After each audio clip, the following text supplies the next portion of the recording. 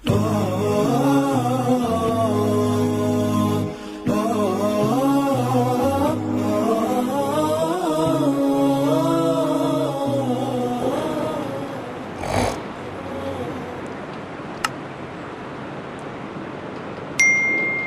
لله رب العالمين والعاقبة للمتقين ولا عدوان إلا على الظالمين وعلى آله وأصحابه وذرياته أجمعين أما بعد فأعوذ بالله من الشيطان الرجيم بسم الله الرحمن الرحيم قال الله تعالى في القرآن الكريم الذي خلق الموت والحياة ليبلوكم أيكم أحسن عملا قال الله عز وجل في سورة البقرة وإذ ابتلى إبراهيم ربه بكلمات فأتمهن قال إني جاعلك للناس إماما قال ومن ذريتي قال لا ينال عهد الظالمين صدق الله العظيم رب اشرح لي صدري ويسر لي أمري واحلل عقدة من لساني يفقهوا قولي آمين یا رب العالمین۔ بزرگان محترم، السلام علیکم ورحمۃ اللہ وبرکاتہ۔ قرآن کریم فرقان حمید کی دو مختلف صورتوں کی دو آیات آپ کے سامنے تلاوت کی۔ چونکہ ذی القعدہ کا مہینہ ہے اور حج کا موسم اور قربانی کا موسم شروع ہو رہا ہے، اسی مناسبت سے چونکہ موضوع ذرا طویل ہے، ان آیات کی نسبت سے آج ہم اپنی گفتگو کا آغاز کر رہے ہیں۔ اسی تعلق کی بنیاد پر میں نے آغاز میں سورۃ الملک کی ایک آیت کا ٹکڑا اور سورۃ البقرہ کی آیت نمبر 124 کا ابتدائی حصہ آپ کے سامنے تلاوت کیا۔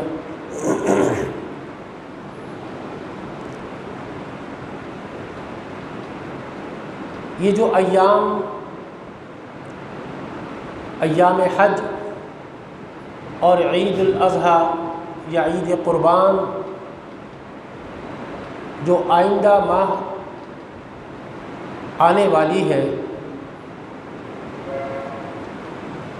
اس کی نمایاں ترین اور امتیازی شان آپ کو معلوم ہے کہ قربانی ہے۔ اس قربانی کا فلسفہ کیا ہے؟ یہ کس چیز کی علامت ہے؟ یہ وہ بات ہے جو خود صحابہ اکرام رضوان اللہ علیہم اجمعین نے نبی کریم صلی اللہ علیہ وآلہ وسلم سے دریافت فرمائی تھی۔ یہ اس لیے کہ قرآن کریم فرقان حمید نے صحابہ اکرام رضوان اللہ علیہم اجمعین میں یہ روح بیدار کر دی تھی کہ وہ احکام ربانی کی علتیں، مصلحتیں اور حکمتیں جاننے کی کوشش کرے۔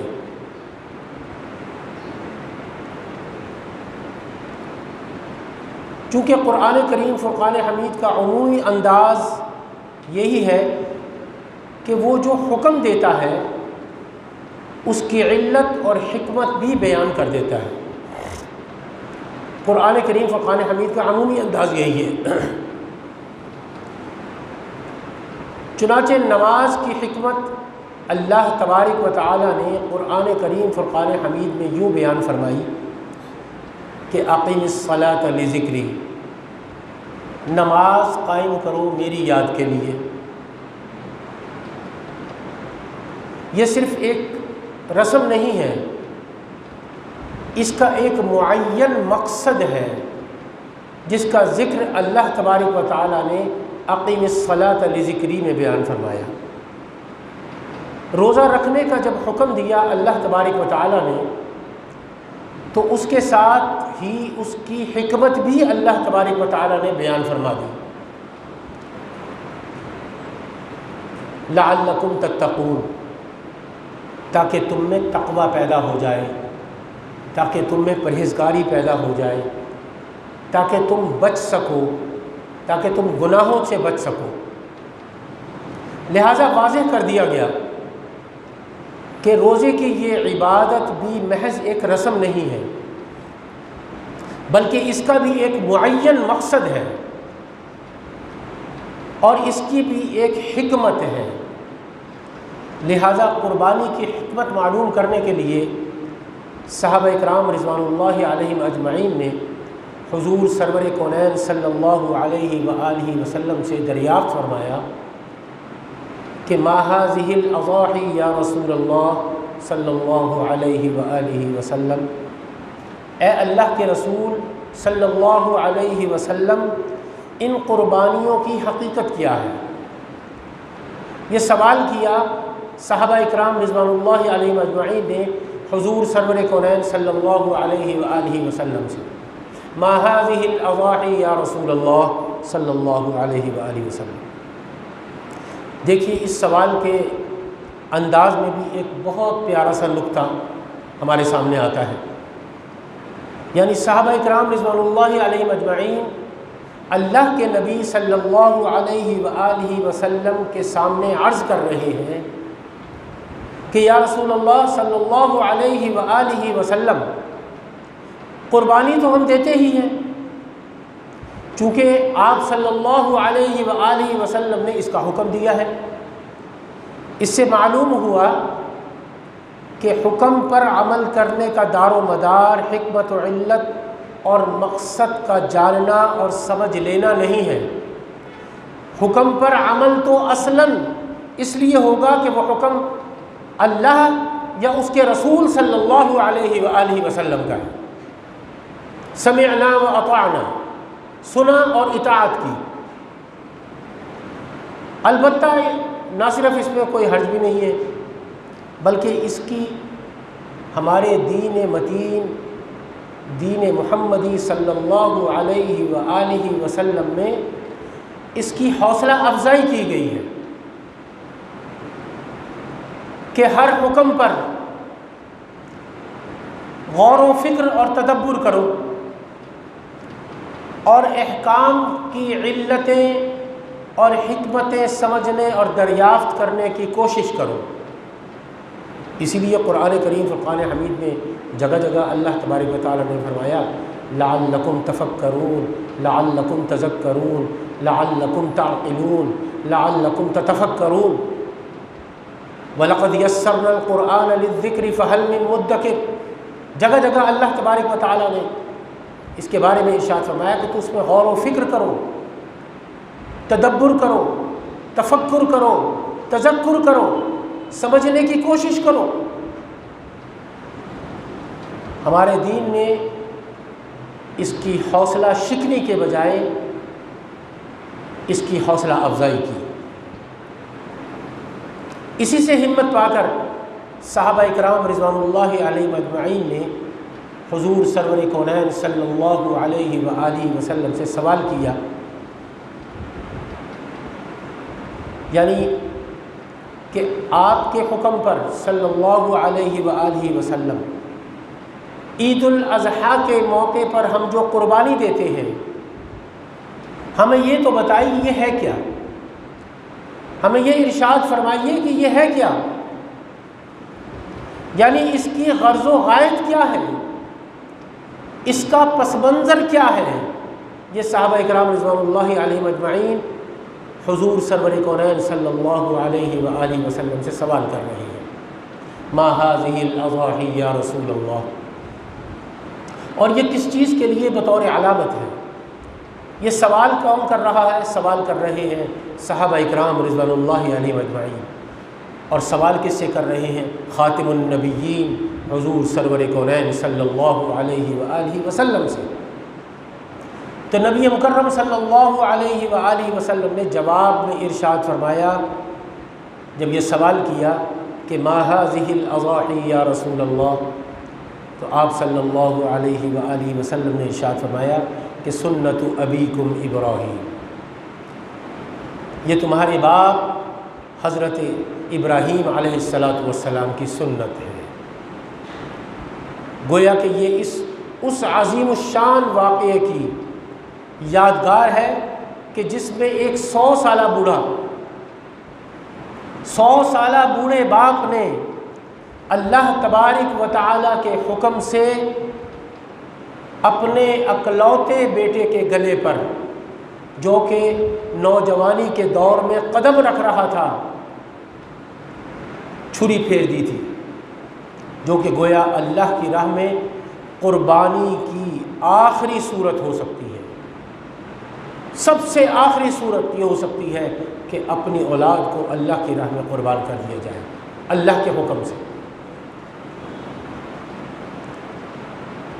کہ اپنی محبت، اپنے جذبات اور اپنے احساسات کو اللہ وحدہ لا شریک کی رضا جوئی کے لیے قربان کر دیا جائے۔ یہ وہ واقعہ ہے جو اس لحاظ سے نوع انسانی کی تاریخ کی عظیم علامت یا سمبل بن گیا، اور اس طرح یہ قربانی ہمیشہ ہمیشہ کے لیے شاعر دین میں شامل ہو گئی، اللہ کی نشانیوں میں شامل ہو گئی۔ یہ اس قربانی کی روح کو بیدار اور برقرار رکھنے کا بھی ایک اہم ذریعہ بن گئی، جو اللہ تبارک و تعالیٰ کو ایک بندہ مومن سے مطلوب ہے کہ اللہ کی راہ میں اپنی محبوب ترین چیز بھی قربان کرنے کے لیے تیار رہو۔ چنانچہ یہ حضرت ابراہیم علیہ السلام کی اس قربانی کی یاد ہے جو ہر سال منائی جاتی ہے، عید الاضحیٰ۔ اب میں چاہوں گا ذرا ہم اور آگے چلیں کہ آپ کو بتاؤں کہ اصل میں یہ قربانی حضرت ابراہیم علیہ السلام کی زندگی میں کس اہمیت کی حامل ہے، ان کی قربانیوں کا وہ کون سا عظیم سلسلہ ہے جس کا آخری نقطہ عروج یا کلائمیکس یہ واقعہ ہے کہ جو اپنے بیٹے کے گلے پہ چھری پھیر رہا ہے۔ اس ضمن میں نے ابتدا میں سورۃ الملک کی ایک آیت کا ٹکڑا، ایک جز آپ کو سنایا، جس کے ذریعے حیات دنیاوی کے سلسلے کا جو فلسفہ قرآن کریم فرقان حمید بیان کرتا ہے، وہ بڑی جامعیت کے ساتھ ہمارے سامنے آتا ہے۔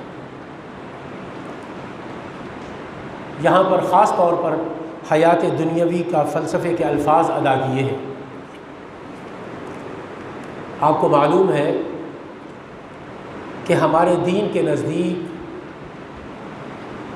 کل حیات یا کل زندگی یہ زندگی نہیں ہے، حیات انسانی بہت طویل ہے، لیکن یہ جو موت ہے اس کے ذریعے سے حیات انسانی کی طویل زندگی کا ایک انتہائی قلیل ٹکڑا کاٹ لیا گیا ہے۔ یہ جو ٹکڑا کٹ گیا ہے، یعنی موت سے پہلے کی زندگی، تو اس حصے کو انسان اس دنیا میں بسر کر رہا ہے، اس دنیا میں، اس زندگی میں وہ بسر کر رہا ہے۔ اب سوچنا ہوگا کہ انسان کی اس دنیاوی زندگی کی غرض و غائب کیا ہے، وہ کس لیے پیدا کیا گیا۔ آیت مبارکہ کا یہ ٹکڑا جس کی میں نے ابتدا میں تلاوت کی، سورۃ الملک، الذی خلق الموت والحیات لیبلوکم ایکم احسن عملا، اس ذات یعنی اللہ تبارک و تعالی نے موت و حیات کا یہ سلسلہ جو قائم کیا، الذی خلق الموت والحیات، یہ جو موت و حیات کا سلسلہ اللہ تبارک و تعالیٰ نے تخلیق فرمایا، یہ کس لیے تخلیق فرمایا؟ لیبلوکم ایکم احسن عملا، اس لیے تخلیق فرمایا کہ اس کے ذریعے سے تم لوگوں کو آزما کر دیکھے، ایکم احسن عملا، کہ تم میں سے کون بہتر عمل کرتا ہے، وہ آزما کر دیکھے تم میں سے کون بہتر عمل کرتا ہے۔ اس غرض و غایت کو بیان کر رہا ہے قرآن کریم فرقان حمید کا یہ لفظ ابتلا، بلا یبلو، ابتلا، اس ابتلا یہ جو لفظ وَإِذِ ابْتَلَىٰ إِبْرَاهِيمَ رَبُّهُ بِكَلِمَاتٍ فَأَتَمَّهُنَّ الَّذِي خَلَقَ الْمَوْتَ وَالْحَيَاةَ لِيَبْلُوَكُمْ أَيُّكُمْ أَحْسَنُ عَمَلًا، یہ ابتلا کا جو لفظ اللہ تبارک و تعالی نے بیان فرمایا، اس ابتلا کے ذریعے خوف کی حالت میں انسان کی ہمت، اس کے ثبات، اس کی عزیمت اور اس کے صبر کی آزمائش ہوتی ہے۔ یہ لفظ جو ابتلا ہے نا، اس کی آزمائش ہوتی ہے، اس کے صبر کی، انسان کی ہمت کی اور اس کے ثبات کی، اس کی عزیمت کی۔ یہ لفظ سورۃ الصافات میں بھی آیا ہے، ان ھذا لہو البلاء المبین، آئندہ جمعے اس کے بارے میں تفصیل سے بیان کروں گا۔ اے ابراہیم، یقیناً ایک بہت ہی نمایاں، واضح، کھلی اور کٹھن آزمائش تھی۔ ابراہیم علیہ السلام کا ذکر ہو رہا ہے، ان کے امتحانات کا اللہ تبارک و تعالی ذکر فرما رہا ہے سورۃ الصافات میں بھی۔ بس معلوم ہوا کہ خالق کائنات کی طرف سے موت و حیات کا یہ نظام، موت و حیات کا یہ سلسلہ، الذی خلق الموت والحیات، یہ جو نظام اللہ تبارک و تعالی نے موت و حیات کا بنایا، ابتلا، آزمائش، امتحان اور جانچنے اور پرکھنے کے لیے تخلیق فرمایا۔ ساتھ ہی اسی آیت میں اس جانچ اور پرکھ کی اللہ تبارک و تعالی نے غرض و غایت بھی بیان فرما دی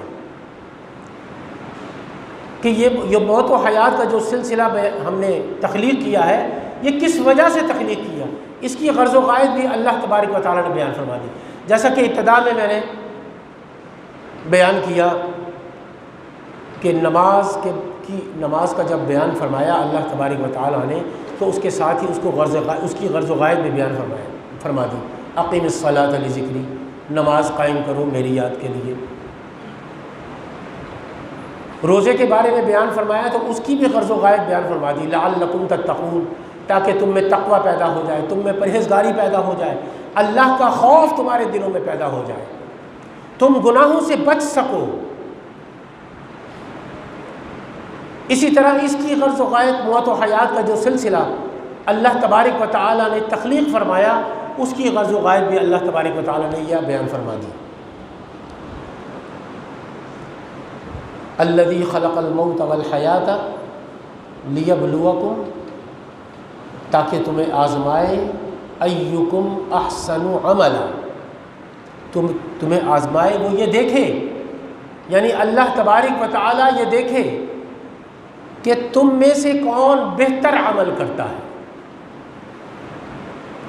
تم جو اس دنیا میں اپنے خالق کی ذات سے محجوب کر دیے گئے، خالق تمہارے سامنے نہیں، اللہ وحدہ لا شریک کو ہم نے دیکھا نہیں، وہ پردے میں ہے، اور اصل حقائق تمہاری نگاہوں سے اوجھل کر دیے گئے۔ حقیقت الحقائق ذات باری تعالیٰ ہے۔ ذالک بأن اللہ هو الحق، الحق اللہ کی ذات ہے اور وہ آنکھوں سے اوجھل ہے، ہمارے سامنے نہیں ہے۔ اب تمہاری آزمائش، تمہارا امتحان اس میں ہے کہ ہم نے تم کو جو استعداد دی، عقل کی، نظر کی، تفکر اور تدبر کی جو صلاحیتیں ہم نے تمہیں جو عطا فرمائی، جو بصیرت باطنی تمہیں عطا فرمایا. تو ایک تو ان کے ذریعے سے ہمیں پہچانو. پہلی بات، ان آنکھوں سے دیکھے بغیر دل کی آنکھوں سے ہمیں دیکھو، ہماری معرفت حاصل کرو. پہلی آزمائش یہ ہے، یہ تو گویا نظری، فکری، عقلی اور علمی آزمائش ہے کہ آیا تم یہ حجابات اس میں ہی تم کھو کر رہ جاتے ہو. یہ جو دنیا کے نقش و نگار ہے، یہ اس کی آرائش ہے، اس کی زیبائش ہے، اس میں ہی کھو جاتے ہو. یہی کی ظاہری جو آرائش اور زیبائش ہے، اس میں ہی تم کھو جاتے ہو اور تم اسی کے اندر گم ہو کر رہ جاتے ہو، جس کو علامہ اقبال مرحوم نے یوں تعبیر کیا کہ کافر کی یہ پہچان کے آفاق میں گم ہے، ہم نے تمہیں پردوں میں رکھا ہے. پھر پردے بھی بڑے خوش نما ہیں. اس زمین میں جو کچھ ہے اس کو ہم نے اس کی زینت بنایا ہے. جیسا کہ قرآن کریم فرقان حمید میں اللہ تبارک و تعالیٰ نے ارشاد فرمایا، انا جعلنا ما علی الارض زینۃ لہا. اس کائنات میں جو کچھ ہے، اس زمین میں جو کچھ ہے، کائنات میں جو کچھ بھی ہے، وہ دراصل اس زمین کی زیبائش، آرائش اور سنگھار ہے. انا جعلنا ما علی الارض زینۃ لہا. اس میں بھی ایک آزمائش ہے، ابتلا ہے، امتحان ہے. تو جو پہلی آزمائش ہے وہ یہ ہے کہ انسان اپنے رب، اپنے مالک، اپنے خالق کو پہچانتا ہے یا نہیں. انسان کی جو قوت نظری ہے اس کا امتحان ہے کہ وہ اپنے مالک کو پہچانتا ہے، اپنے خالق کو پہچانتا ہے، اپنے پروردگار کو پہچانتا ہے. دوسری آزمائش انسان کے کردار، عمل اور سیرت اور کردار کی پختگی سے متعلق ہے. ایکم احسن عملا، تم میں سے خوب ترین عمل کون کرتا ہے، بہترین عمل کون کرتا ہے.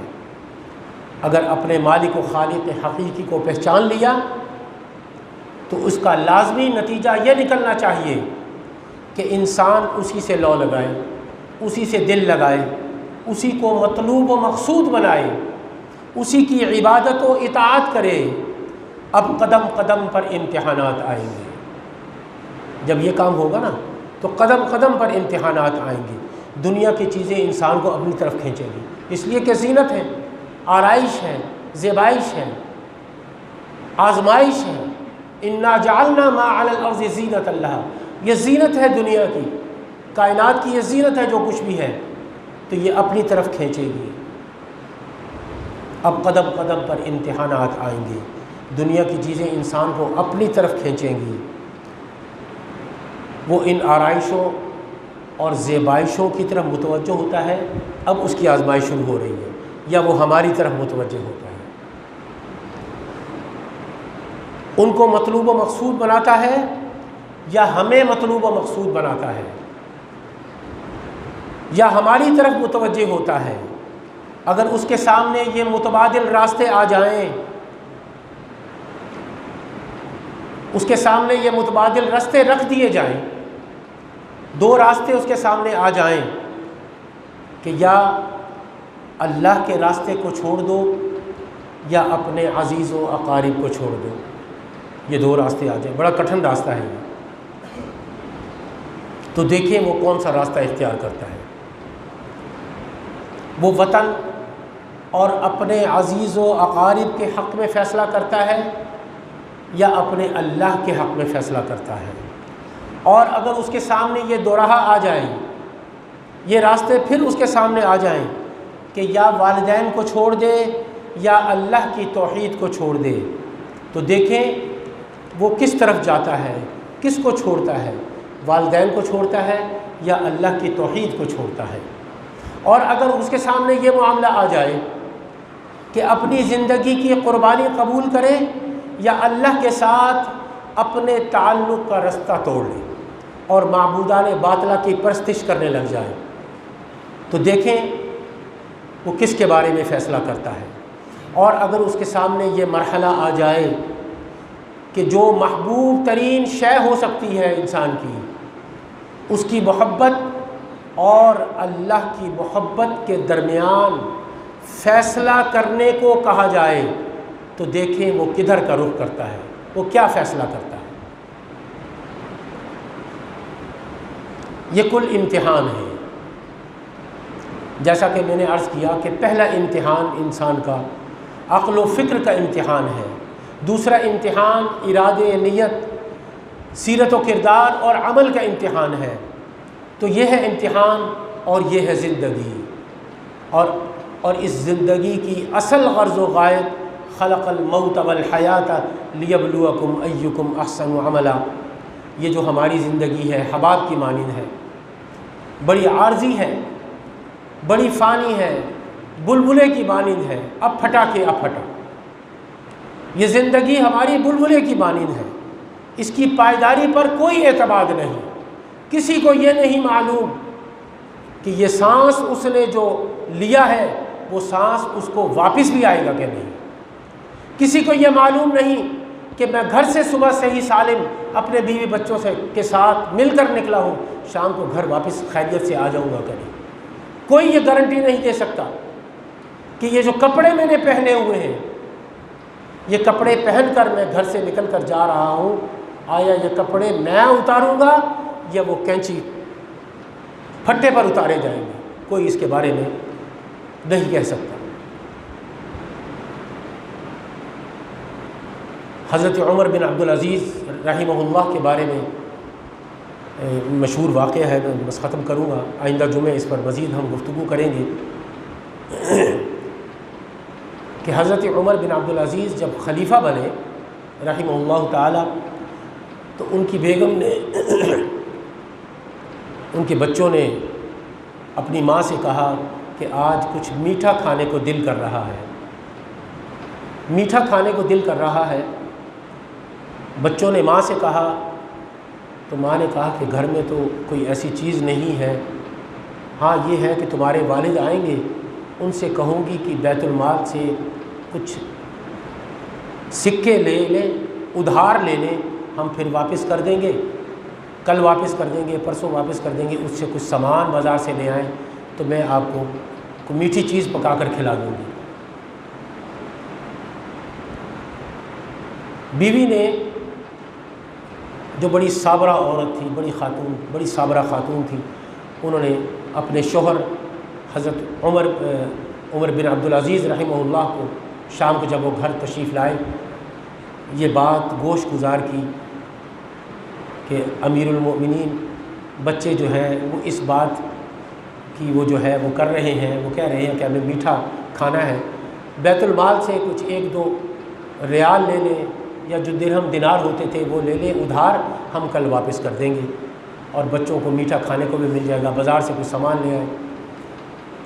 حضرت عمر بن عبدالعزیز رحمہ اللہ کچھ دیر سوچا، آپ نے سوچنے کے بعد فرمایا کہ اے نیک بخت، مجھے یہ بتا، میں ادھار لے تو لوں،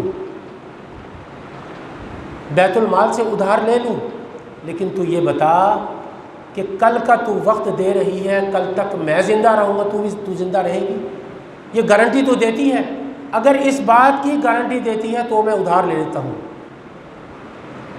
تو بات یہ ہے کہ یہ زندگی فانی ہے، عارضی ہے، اور یہ بلبلہ ہے، اب پھٹا کے اب پھٹا۔ الذی خلق الموت والحیات لیبلوکم ایکم احسن عملا، لیکن یہ بلبلہ جتنی دیر بھی قائم رہتا ہے اس کی بھی ایک غرض و غایت ہے، وہ عبث نہیں ہے، وہ فالتو نہیں ہے۔ ذرا اس کائنات کی وسعتوں کا اندازہ کیجئے، تصور کیجئے، یہ جو کل امتحان جس کے بارے میں نے مکمل آپ کے سامنے پیش کیا، قرآن کریم مکمل دلائل کے ساتھ جو کامل اور مکمل مثال پیش کرتا ہے قرآن کریم فرقان حمید، وہ حضرت ابراہیم علیہ السلام کی زندگی ہے۔ انشاءاللہ آئندہ جمعے وَإِذِ ابْتَلَىٰ إِبْرَاهِيمَ رَبُّهُ بِكَلِمَاتٍ فَأَتَمَّهُنَّ، حضرت ابراہیم علیہ السلام کے امتحانات پر ہم مزید گفتگو کریں گے، چونکہ ایام حج شروع ہو چکے ہیں ذی قعدہ کا مہینہ ہے، اس کے بعد ذی الحجہ آ جائے گا، حج کا جو ہے ایام حج ہے، قربانی کے دن شروع ہو جائیں گے، تو اس پر ہم تفصیل سے گفتگو آئندہ جمعے کریں گے۔ دعا کریں کہ اللہ تبارک و تعالی ہمارے ایمان کو مزید مضبوطی عطا فرمائے۔ وآخر دعوانا الحمدللہ۔